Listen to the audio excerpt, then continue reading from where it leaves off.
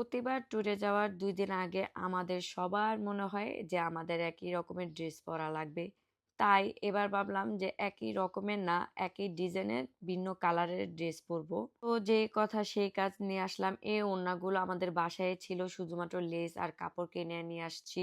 আর এই তো কাটাকাটি শুরু করে দিলাম। কার, কার এরকম হয়? আমাদের তো প্রায় হয়ে থাকে এরকম। এখানে প্যারা খাচ্ছিলাম কারণ ২ দিনের মধ্যে ৬ টা ড্রেস কমপ্লিট করা লাগবে। তারপরে আবার কাটাকাটিরও একটা ব্যাপার-স্যাপার আছে। কাটতে বেশি সময় না লাগলেও ভিডিও করতে গেলে কেন জানি সময় লেগে যায় আমার। এই তো এখানে সবগুলো জামা কাটা শেষ করে আমি সাথে সেলাই করতে বসে পড়লাম, যেহেতু হাতে সময় কম আমাদের। এই কাপড়টা যেহেতু এক কালারের ছিল, এজন্য আমি গলার মধ্যে চড়া করে লেস লাগাই দিছি, যাতে করে দেখতে সুন্দর আর কালারফুল মনে হয়। লেসের জন্য জামাটা সুন্দর লাগতেছিল। বলতে আমার জামা সেলাই করা done. This is the final look. এই তো আমার ড্রেসের ফাইনাল লুক ছিল এটা। এখানে হাতাটা আমি একটু লুজ প্যাটার্নের রাখছি। প্লাজোর সাথে শর্ট কামিজ পরতে এখন আমার অনেক বেশি ভালো লাগে।